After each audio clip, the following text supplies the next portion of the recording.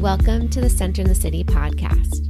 I'm your host, Wade Brill, and during this series, I'll be interviewing various thought leaders, wellness experts, and humans on how they practice sustainable self-care and mindfulness. We'll get real and raw, talk about the light and the shadow side of self-care and mindfulness, and how we can actually stay centered amid the chaos and the hustle and bustle of our modern day world. So settle in and get centered. This podcast episode is brought to you by Centered in the City, a virtual on-demand self-care and mindfulness platform with over 200 different meditations, journaling prompts, nourishing recipes, and Pilates flows, all designed to support you feeling calm, focused, and energized as you live your life in this modern day world. For more information, head on over to centeredinthecity.org and claim your 7-day free trial. Welcome back to the Centered in the City podcast. Today is a really special episode because it is a double whammy. 2 interviews in 1 episode. Mind blown, I know. So here is the breakdown. I get to interview 2 different amazing artists, an actor and a visual artist, both people in my community. And I wanted to talk to them about the theme of creativity. How do we tap into creative energy? What is it? How do we know when we're in it? How do we get to play with it? How do we add more creativity into our lives? Within the membership community of Centered in the City, we've been exploring how to tap into creativity through different holistic practices, whether it's cooking, movement, journaling, meditation. There's so many ways that we can harness this creative energy, and to know what it is we're harnessing, I wanted to speak to some creative experts. Let me just say, from personal experience of exploring creativity this month, I have noticed how much more joy and lightness there is, and creativity feels like I'm claiming back my right as a human being, my right as a human to express, to make, to use my hands, to see color, to blend things that I might not have done before, to try something new. So it's been this really cool exploration for me, and I know you will leave this podcast episode with some more curiosity around your own personal creative energy, and also maybe some inspiration and maybe even permission to be and explore creativity in your own way. So let's settle in and let's get centered.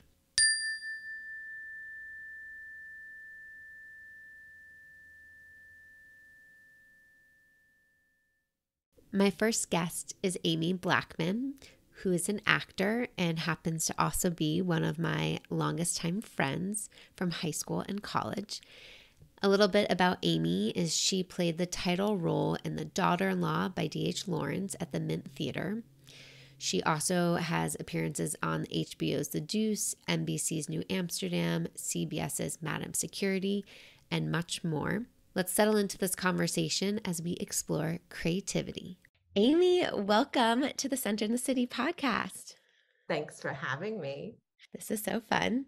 Tell us about your favorite daily or daily-ish practice that you do for yourself that helps you feel centered. Ooh. I feel you're a very good friend. So I feel nervous talking to you about this because you're so good at this. The thing that I mostly do daily, and maybe sometimes not always daily because it's fucking hard to commit sometimes, but when I am on my mark, I write pages in the morning when I get up. I try to do that straight away and just free write, and it's generally a bunch of nonsense, but sometimes it lands somewhere and gets a bunch of stuff out of my brain. Tell us a little bit more about what pages are for those that don't know. Yeah, there's There's this book called The Artist's Way, which I will fully admit I have not gone all the way through. I know so many actors that are like, I've started it and then I didn't finish and then I started it again. And some people have, so kudos to them. But one of the things from the book is the suggestion of doing morning pages, which basically you get up and first thing you free write about 3 pages.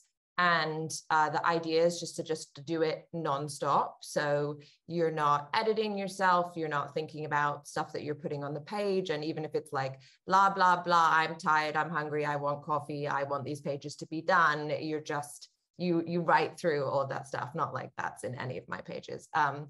But so you kind of, you just keep going. And I'm sure it's different for everyone, but by kind of like, I'm really annoyed on page 2. And then by page 3, I'm like, oh, okay.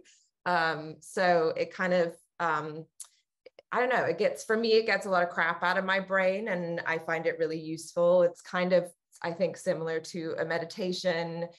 You just have to kind of stick with it. And I'm sure you can check out The Artist's Way if you want to learn more about it, because I'm sure that has much more detail than me. Yeah, the Artist Way, I think, is a great resource for people who need and want some more writing structure. And I love that the 3 pages is a container. Yeah. It's like, you got to get to the 3 pages. And I love what you shared of like, in the beginning, it might just be like, I'm sitting here and it's raining outside and my coffee's yummy. And then you recognize like the kind of flow, the ebb and flow of our thoughts, the ebb and flow of the emotions. And you said at the end of your 3rd page, you're like, oh, you typically feel better. Yeah, definitely. And sometimes I'm like annoyed too, I find it helpful, and I definitely feel just a little more centered. So we're talking about creativity today. And I'm curious, how does even staying semi-committed or pretty committed to pages and journaling support your creativity? Well, I think I guess coming at it from the sense of mostly being an actor in terms of creativity, there are a lot of different like stages of there are a lot of different like versions of being an actor, like when you're working, when you're not working, when you're auditioning, when you're prepping for something, when you've finished something. There's a lot of, you're in flux a lot of time. You have to be incredibly flexible, having something that just kind of sets you up and gets a bunch of crap out of your head is really helpful to creatively being open for in whatever moment you're kind of in kind of that journey. And I think it's supportive to have things of stability when creatively you're, especially, I'm in a career that isn't necessarily stable. So that's really helpful. How it's just kind of a symbolism of life, of like life isn't stable, No, whether it is not stable. our careers are Yeah. or not. Yeah, there's a reason that acting is pretending to be people, like it's just make believe, but it's actually just humans in real life. Okay, let's talk about your creative process. Like, what is creativity to you? Like, when do you notice you're tapping into creativity? Yeah, I think it's tough because I think creativity, in terms of my work and when I feel it in that way, there are kind of 2 parts to it, which are actually in some ways you feel like they contradict each other and it's a balance, but they actually are part of the same thing. And the first part is a commitment, a work ethic, a real commitment to skill and to what you're practicing and what you're doing. And that's kind of like showing up on a daily basis. And it's I imagine for like a violin player or a piano player, it's like practicing the scales, like doing, or a singer. So there's kind of a skill-based level in that requires a real attention to detail and persistence. And then on the other side of creativity there is a need for spontaneity. There's a need for openness and play. And that involves actually being able to let go of all of those things that you've practiced for your whole life and learned about. And but both of those things, when they're both at their peak at the same time, it's like that's like peak creativity, because you want to be working both of them, right? So, and they actually do feed each other and support each other. So it's like one day when you're like, well, I'm not really feeling this, but I have the skill that I can do this and I can show up creatively. And then there are some days when it just, stuff flows out of you and it's fucking great, but not every day is like that. So to have both of those things, they support each other. And I think they really enable being to show up however you're feeling. I love the juxtaposition that you broke down there with creativity. So there's this skill building, this sense of commitment to the craft. Like I'm strengthening this creative, practical muscle. And then there's this other side of the coin that's like, I get to be spontaneous, open. It sounds like trusting in the moment, play. Spark that happens on the other side. Yeah, that's exactly right. So, it makes logical sense that, okay, commitment, structure, stay connected to whatever your craft is. So as an actor, like, what do you do to strengthen that muscle? Yeah. I have a practice group. So what really helps with that is commitment and accountability. I'm really lucky that there's a group of actors, and we meet weekly, and I practice picking up a script at least, hopefully more than, but at least once a week, and turning it around and doing it. And that kind of practice stability is there for no matter if I'm working or if I'm not working, or if I have a ton of auditions or if I don't have a ton of auditions, I am still committed to practicing the skills and the work and dealing with, picking up a script, analyzing it, translating that to putting it specifically on camera, and then watching and learning from it and being like, oh, I fucked up there, or oh, this could have been a bit better, and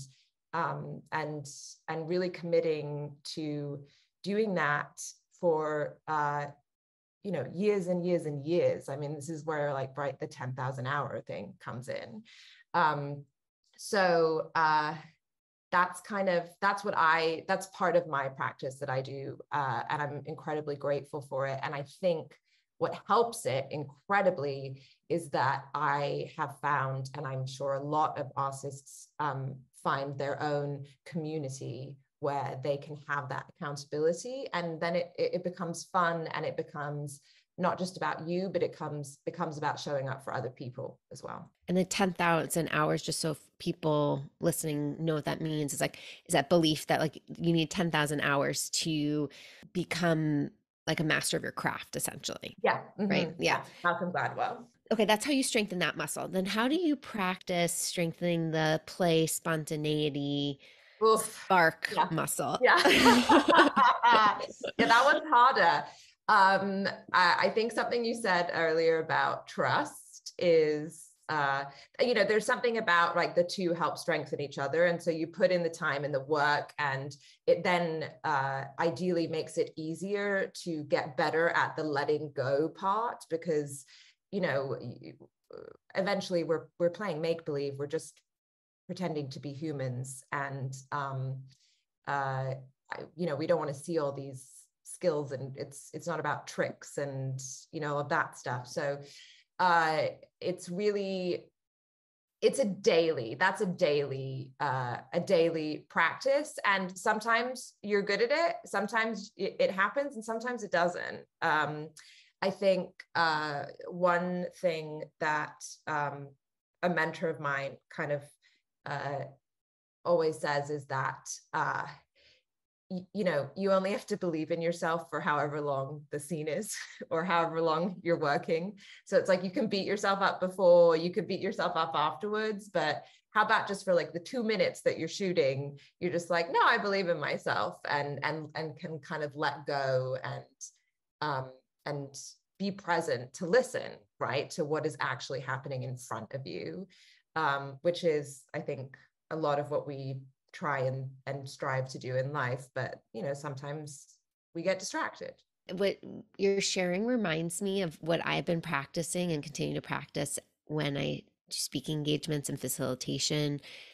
Is like trusting myself and building that sense of inner confidence that I have the skills, that I have the knowledge, that I have the know-how. And then when it's showtime, so to speak, Right. that it just flows and that it comes from my like heart and authenticity and not from my Mhm. head being like, am I hitting all of my lines perfectly? Did I time that 100%. correctly?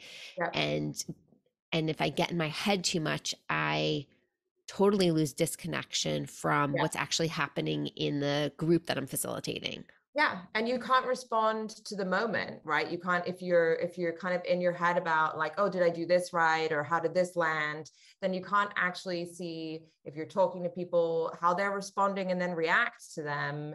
And I think one of the biggest lessons that I have learned in terms of creativity over the years is that mistakes are wonderful things, right? So if you're kind of if you're speaking to a crowd and you kind of go off topic, or you veer into a place that maybe you weren't thinking about doing, or someone responds in a certain way, that's going to be way more interesting probably than anything that you could have planned if you were kind of trying to stick exactly to whatever script that is in front of you. And it's hard to trust that. It kind of sounds like perfectionism is a killer of creativity. Oh, yeah, yeah.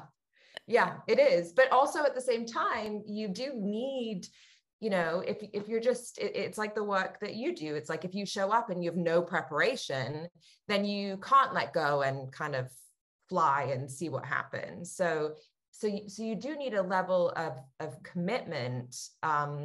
And I think sometimes there's a difficult line between what is the level of really doing the work that I want to do and committing that, and potentially veering over into perfectionism, which is definitely very real.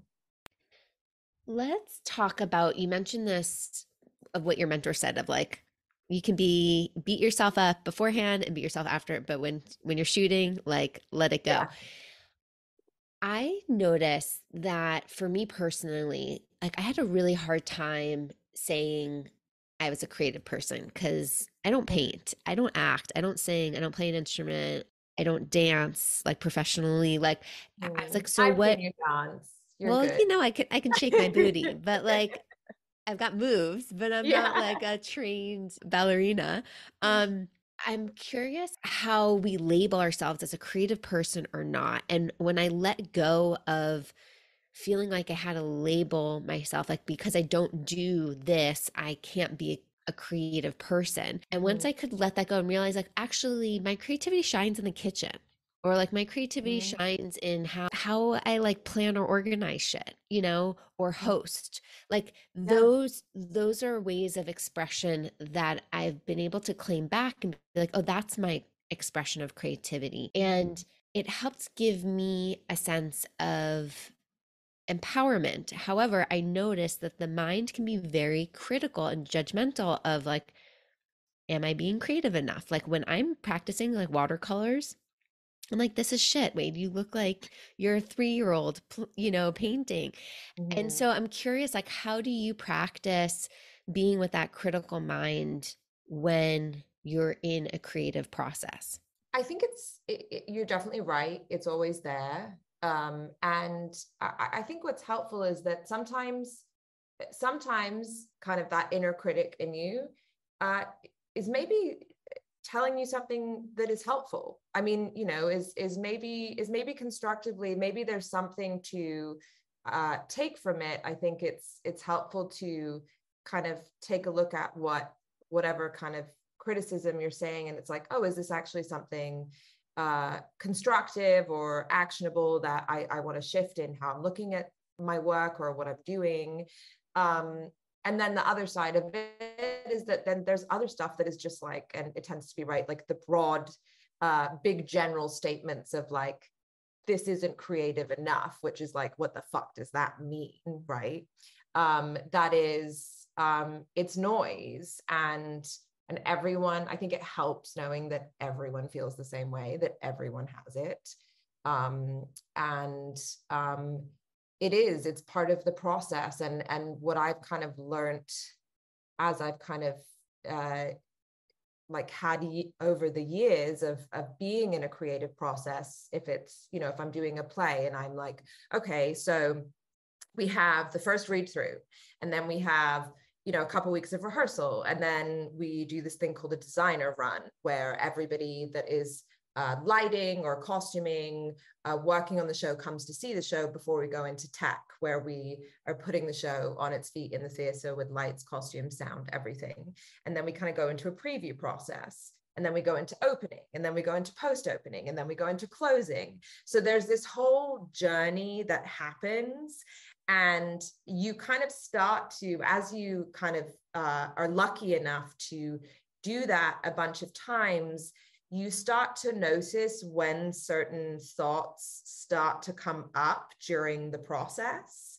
So, you know, in like we first start rehearsal, and it's like, oh, everything feels so fresh and new, and I'm having all these impulses, and oh, it's fantastic, like I'm doing the best work ever. And then, like, you know, a couple of weeks go by and you're like, oh, this is terrible, you know, because you're kind of stuck in the thick of it. You're stuck in the mud, and the designer run through comes, and everybody's focusing on their own thing. So no one's reacting. And you're like, is this the worst thing? It's always like, is this the worst thing that has ever existed? And then you pull everything apart in tech, and you put it all back together, and previews, you're doubting and questioning, and opening, I find, is just, horrible. And, you know, which is funny, because I think a lot of people have these expectations of like an opening night, it's so exciting, and I'm like, no, I want to get past it and get to the run, get to the work, like get to the flow, get past the noise. But you learn where those thoughts come up, and you learn the time periods in the creative process. And so you know, when I was last doing a play, when it came up, I was like, oh yeah, it's week 3. Oh, this always happens on week 3. Okay, cool. I'm in the normal place, you know, so that you can actually understand that it's part of the process. And frankly, if everything felt good and flowy and creative all the time, I mean, I don't even know what that would look like. So I guess time has really helped, and kind of starting to notice when and how those things come up within the process has really helped. You get to know yourself, and you get to know when those things come up. Yeah, it sounds like you've been not only have years of experience, so you have a lot of data to play with, but you've been able to normalize it, and you also have the ability to have awareness, like self-awareness of, oh yeah, this voice is coming up again, and oh, that makes sense because it's week 3 of this process. And so it kind of helps contextualize it, and it sounds like you've been able to get some distance from it, so that doesn't gobble you whole. Right. You know that you kind of start to know that, well, I felt like I was doing really shitty work today, but you know, there's tomorrow. So you know that it will pass. And that, I think, you know, the big thing about creativity is that I think the same is true for a singer or a painter or a dancer or in the kitchen, or, you know, any of those things. You know, even if let's talk about weight in the kitchen, even if you're cooking the same meal, it's not going to be exactly the same as the last time you cooked it. It's not going to, you know, nothing is ever the same. And basically, I think where we screw ourselves as artists is when we try to replicate what we have already done. And that's when we are not in the moment, we're not responding to actually what's in front of us. And we're like, oh, the last time I did this, it was really good and someone laughed, so I'm going to try and do it the exact same way. But then you're actually not doing what you did, which was being in the moment and responding. And so it like falls flat, and you're like, well, now I feel completely mortified. Ooh, I love that. Yeah. So you're tapping into like a real essence of creativity is the sense of authentic presence. It's like really being connected to what is, because if I got so attached to roasting the broccoli the exact same way I did it yesterday and it doesn't come out the exact same way Yeah. today, Yeah, then there's kind of like that oh fuck moment. And exactly. versus being attuned to like, oh, maybe this broccoli is shaped differently than yesterday's broccoli. And so maybe how I cut it needs to be different. And Yeah.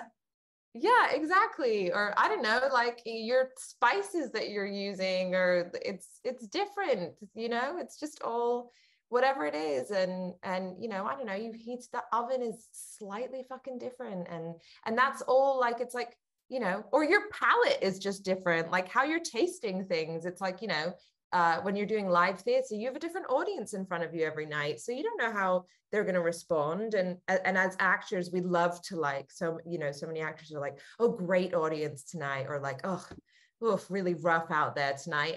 And I totally get it. But also at the same time, they're just different groups of people who are responding in different ways. And so it's really tough when like we set up our expectations like, oh, this is where they laugh, or this is where they clap, or this is where they, do this. And then, they don't always do that. So it's kind of like letting go and just being present and doing the thing and knowing that it's going to be different, which is actually the goal. yeah, it sounds like creativity then really is coming from like the inside out. It's not like whether somebody applauded or not, right? It's like Mm-hmm. not based on how the outside is responding. Yeah. It's the sense of like inner magic that gets to be shared outwards. Yeah, I think I kind of think about what you're saying in terms of like, it's not about the result. And when it becomes about the result, uh, you're really fucked. Sorry, excuse my language, Yep. but you star. And as opposed to like, kind of like, being on kind of figuring out the problem or figuring out what's in front of you, it's just far more interesting than, having decided what something looks like already and wanting it to result in applause or a job or a great review or any of those things. And that stuff is, yeah, it all just gets in the way. Oh my God, tell me about it. Yes, the attachment to the result, the outcome can get us tripped up, and Yeah. how can we put our weight, like put the weight of it back just on ourselves and how we're being and showing up in the moment, because that's all we can control. Yeah. And how we're showing up for other people too. I think it helps me a lot too. What's great about when you're working or on set or doing a play is that you have other human beings in front of you that you're working with and responding to. And if it can be about showing up for them and working and kind of creating that world and community, that's what's so much fun. I love it. Amy, thank you for being here and sharing your insights and wisdom with us. Thanks for Where, having me. yeah, where can people learn more about you and stay connected? Oh my gosh. I am on Instagram. It's mainly just like photos of my dog and plays and things that I do. I do have a website that you can check out. It's amyblackman.com. Thanks for being here. Thanks for having me. I want to pause and take a moment to acknowledge how fun this is to be able to speak to one of my closest friends and then up next to speak to my cousin around this theme of creativity. Because how often are we talking about creativity with our friends, family, community members? I know I'm not, and this has so inspired me to think about creative energy and how am I tapping into it? How am I harnessing it? How am I playing with it? In both of these interviews and discussions, Amy and Sabrina highlight how we have to get rid of our attachment to the outcome. And I think that flexing our creative muscles in little ways throughout the day and through our practices can help us integrate that into our life more, to let go of the outcome. They also both emphasize the importance of community, being in community with people who have similar interests or connections or expressions of creativity, and how being in community helps hold the container for our practices. In a world where we're very isolated and individualistic, I'm inspired to explore how can I be in community with others in more of a creative lens. So that's a question that I'm excited to sit with. In my next conversation, I get to speak with my cousin, Sabrina Gschwandtner, who is an amazing visual artist. Sabrina's art is exhibited internationally. She has permanent collections at the Smithsonian Art Museum, Museum of Fine Arts in Boston, LACMA, RISD, and so many other museums and institutions. You can check out her full bio in the show notes.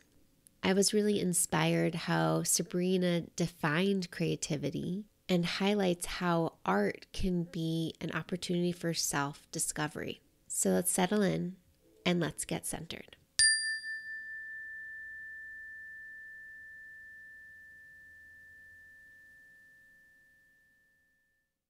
Sabrina, welcome to the Center of the City podcast. Hi, Wade. Thanks for having me. What's your favorite, or maybe it's not even a favorite, but what's a consistent practice that you do on a daily basis, something that supports you coming back to your center? I hike. Ooh, tell us more. Well, I live in Los Angeles near Griffith Park, and that's my favorite place to hike. But sometimes I hike in Elysian Park, which is near my studio. And occasionally I'll drive a little bit further out to Altadena. And I love hiking in those mountains. Even if I just do a short hike, for me, short is like 30, 40 minutes up to from the base of Griffith Park up to the observatory. That's my favorite short hike to do. I find that it really, I like to hike in the morning. So it just clears my mind. I love being connected to nature. I love seeing the city in the distance in the parks, and the way the light changes every day. My longer hikes are like 3 hours, so I can't do those every morning. I usually do those on the weekends. I love watching the morning light shift as well. There's something so peaceful about it. I'm curious, what about your morning hikes, when you can fit them in, evokes creativity for you? Well, I think for me, the most elegant, simple way to think about creativity is connection. I think creativity can help rewire the way we experience the world. And there's a similar feeling I get when I'm hiking, where I might start out the hike thinking, my body's not ready for this, or I'm stuck in a mental loop on some problem. And then as I start moving and making my way through a path, I find things start to loosen up, and I sort of lose a tight grip that I have in my mind or in my body on how I've predicted things are going to go or how I anticipate things might go. And I'm just in the moment. And I think that creativity gives us a different sense of time. Like when you're in the flow, when you're making something and you're just totally in the flow of it, you really lose all sense of time. And for me, I have that when I'm hiking. I'm just in the experience. And I think creativity and art can do that for us too. Like when we're listening to a piece of music, or we're transported to another time and place when we watch a movie, that creativity can help transport us out of our day-to-day, moment-to-moment existence. I love everything that you just shared there around creativity rewires the way that we experience the world. We lose a sense of time. I think those are all really powerful ways to think about creativity. I'm curious, when you sit down to focus on your art, is there something that you do to support you getting into more of a creative flow state? Like, how do you, even like on a broader question, like how do you connect to creativity and your art? Like, do they feel the same, separate, intertwined? Okay. I hear two questions. I hear the question, I double stacked you. Yeah. I'm going to address the first question. How do I access creativity when I'm working. So I'm a full-time visual artist. I have been at this for more than 20 years. And I think because it's my job and has been my job for so long, I don't really think about how to access it anymore. I just have these learned skills that I draw from if I'm feeling stuck. So usually, I get up, I hike, I drop my son off at the bus or at school, I go to my studio and I just get started on one of my projects. And I have various projects going all at the same time. But if I feel like I am stuck or need to make a shift, one of the things that I do is I kind of play around with my materials. I've always loved working directly with color and texture with my hands. There's something about like the interplay of color and texture and pattern and just that I enjoy just playing around with. And I bring just a real sense of trust in my intuition for how to put all of these things together in a way that fits the criteria that I've set forth in the project. Usually that has some aesthetic meaning and aesthetic pleasure often, but also I'm also thinking about the content of what I'm making. So the two have to come together for me. So number one, there's a sense of like just trusting intuition and playing. And the other thing that I draw on when I'm stuck is actually the opposite. So one, you have like intuition and freedom and creativity, flow, playing, right? And that's just open-ended and you're just falling into this trust with it. And conversely, there's like, you need a sense of discipline around doing that because like anything, half of it is just showing up. Right. So you have to go in there and show up and then you have to like throw your intuition into it. But the other thing about that helps me is actually a constraint. So the constraint can be a deadline.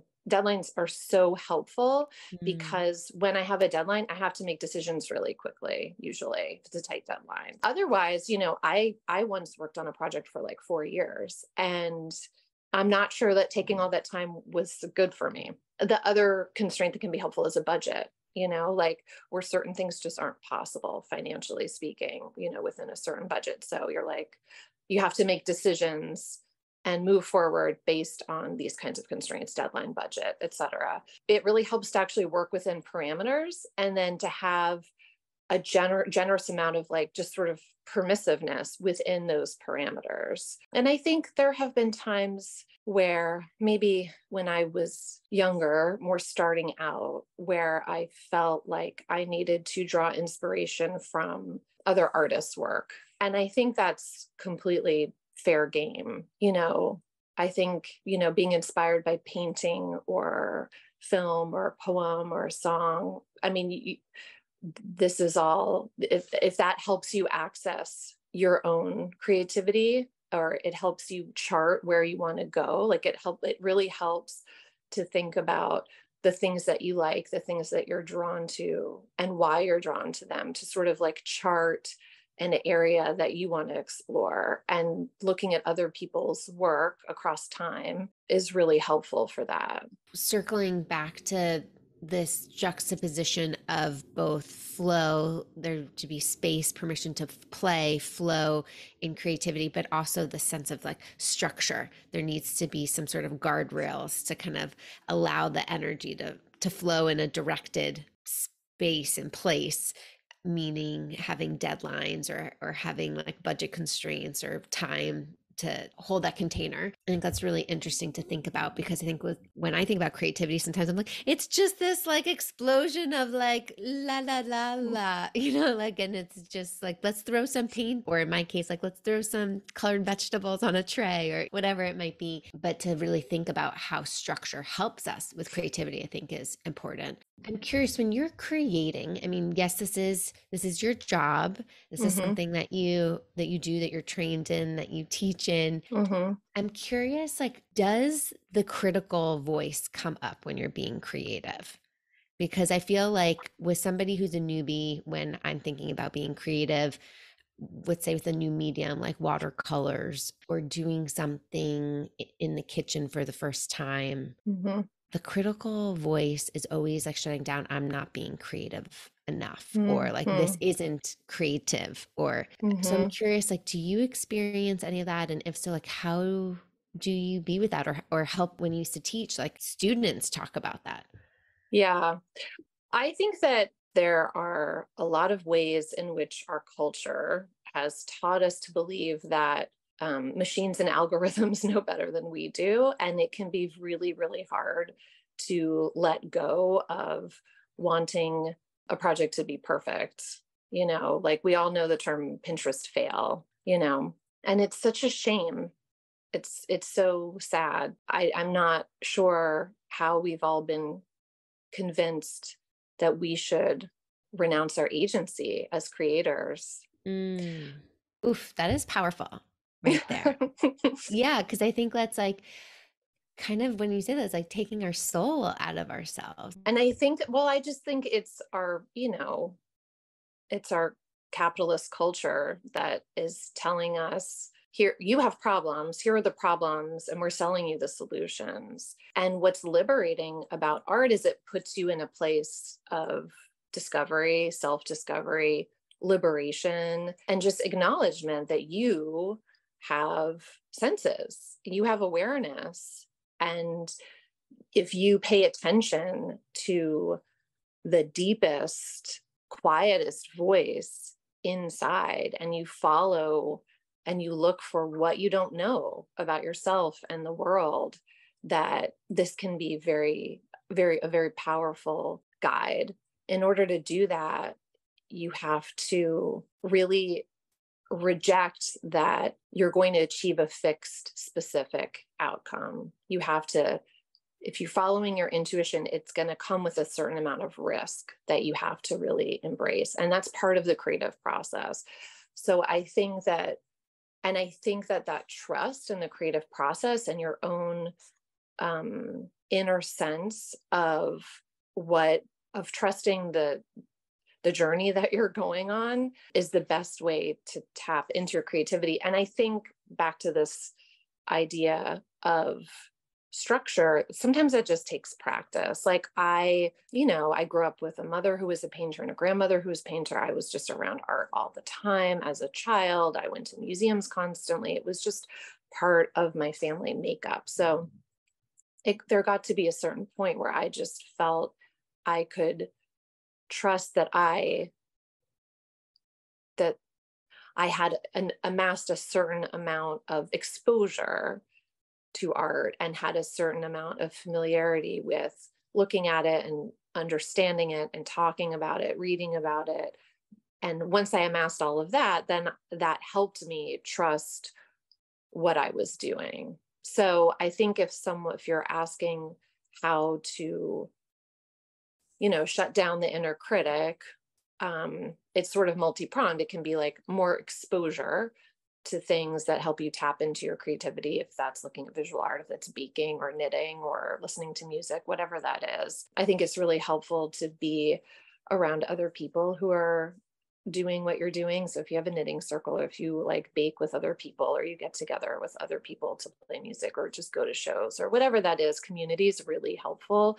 Or even if that's listening to podcasts of first person accounts of people who are creative or making things, anything that helps you tap into a sense of community, that's really helpful. So exposure, 1, community, 2, and then just practice, right? Like just practice, just making things like over and over again, and whatever that means, if it's a hobby or if it's your profession or somewhere in between, just the dedication to it, that helps you release the critic. I think just having more practice. I love those tips. Something you shared around hobby is very interesting to me, because I think in our busy, full worlds, like people have lost hobbies. And I would say also like social media has sucked those moments of wind down, away, where people realize and think that they don't have enough time, but it's just they're wasting their time on social media.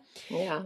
We can forget our creative natural states as humans, as you were saying, like, because it gets like sucked out of us because of technology and capitalism.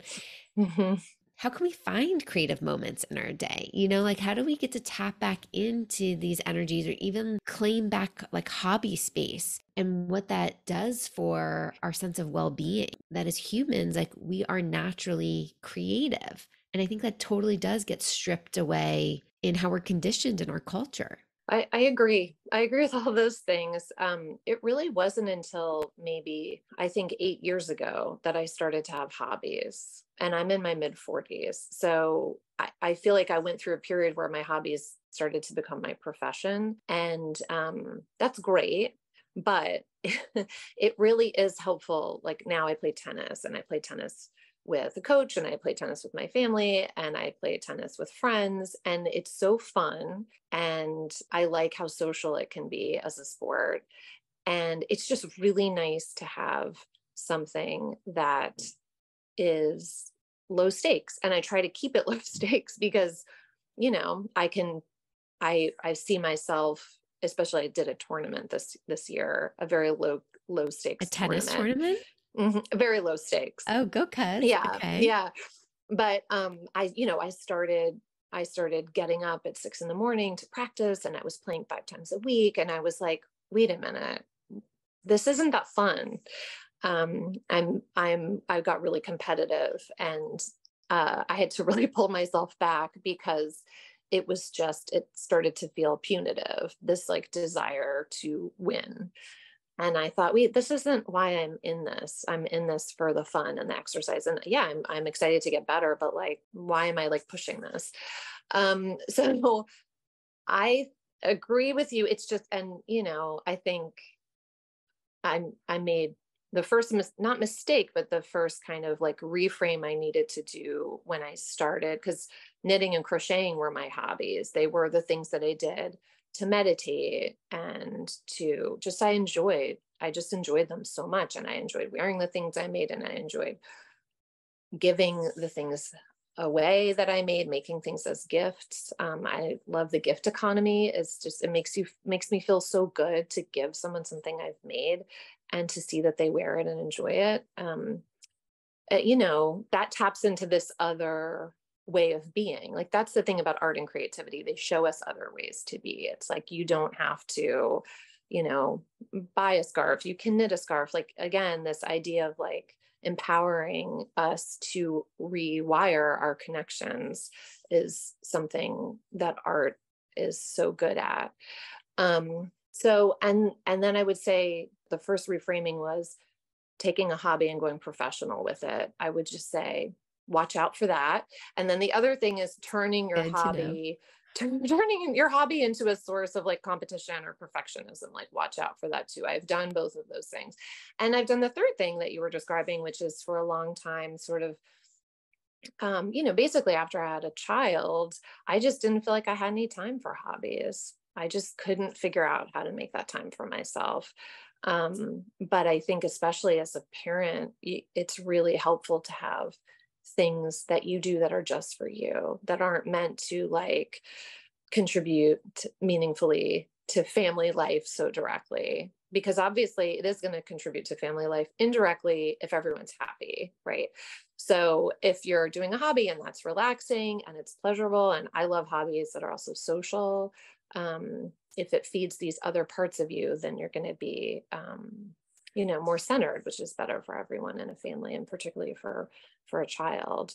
But I agree with you. It can be really hard to find the time. I think, again, it's helpful to find community when you have other people that you're making plans with to do something together that can help you commit to your goal of actually, having a hobby and doing it and keeping up with it. I appreciate you calling out those kind of warning signs of when like where we can kind of take the joy out of our hobbies and creative expression. Like for me, I've had years ago people say like, Wade, the food that you make looks so good. What if I paid you to like deliver food service?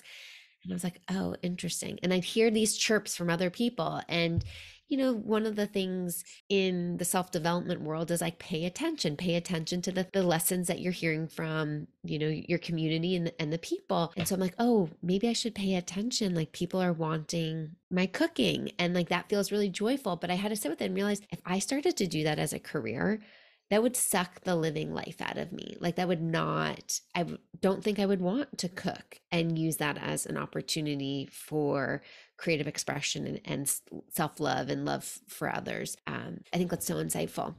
When viewing art, you said something really beautiful about art is liberating and it offers an opportunity for self-discovery when we really listen to those like deeper, quiet places. I'm curious, like, are there any prompts or mindsets that you would welcome us to walk into a museum or a gallery with that helps us kind of tap into that ability to be like open for that self-discovery? That's an interesting question.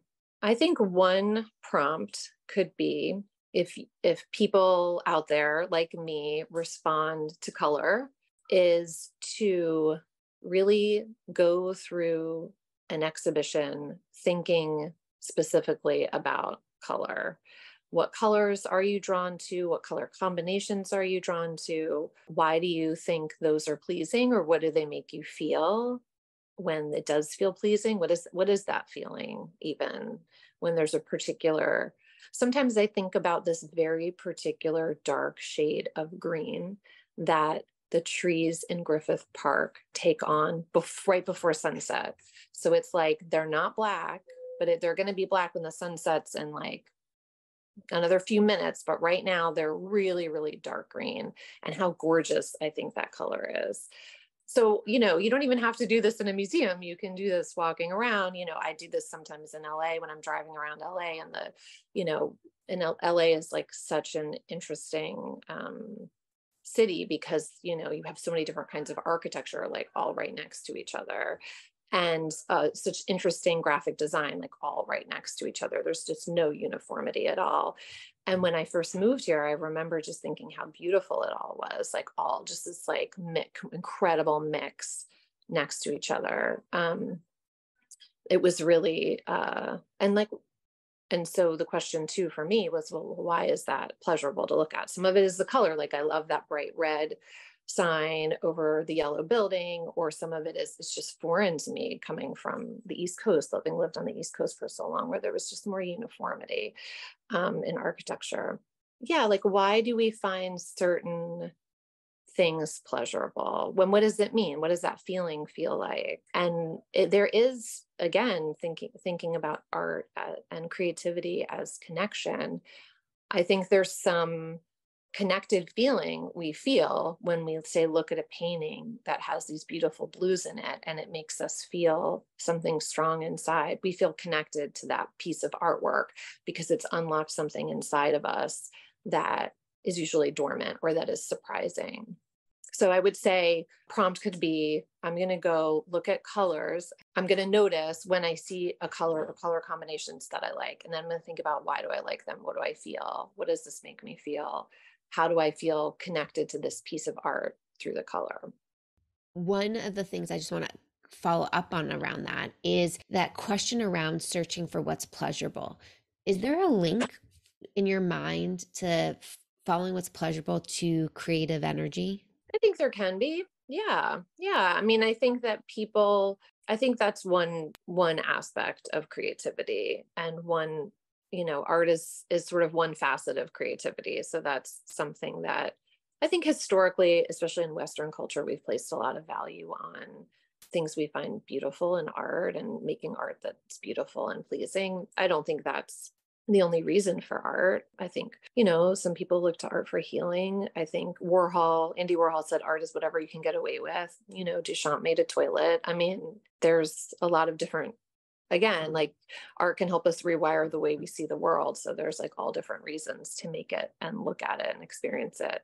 But pleasure is one. And I think about that with hobbies too, right? Like hobbies are something we do mostly for pleasure, because they tap into some fun, happy experience that we have sometimes with others that's different than work or even play. Yeah, there's something there about, I feel like hobbies allow us to just have that space for expression without rules, going back to like what you were saying about, not holding kind of a hobby too tight, like it needing to be something. And I think we, in most of our days, just have so many restrictions on how we express. And so I feel like even giving ourselves the freedom to be creative, whatever medium that is just that allowing of expression that so deeply wants to be shared with the world. Sabrina, thank you for being here. You're and welcome. Offering your amazing insights and wisdom. Where can people learn more about you and stay connected? I am Film Quilts on Instagram, and my website is sabrinag.com. Thank you. Thank you, Wade. It was a pleasure. Thanks so much for listening to the Center in City podcast. I welcome you to pause with me here and reflect on all that you've learned about in this episode around creativity. What's one insight or aha that you are excited to tell a friend about? For instance, maybe you're inspired on your next walk to pay attention to color and how color makes you feel. Or maybe you're craving more discipline when it comes to your creative endeavors and want to explore and create that structure and accountability for yourself. Whatever it is, no judgment, share it with a friend, and let's inspire each other to tap into more creativity.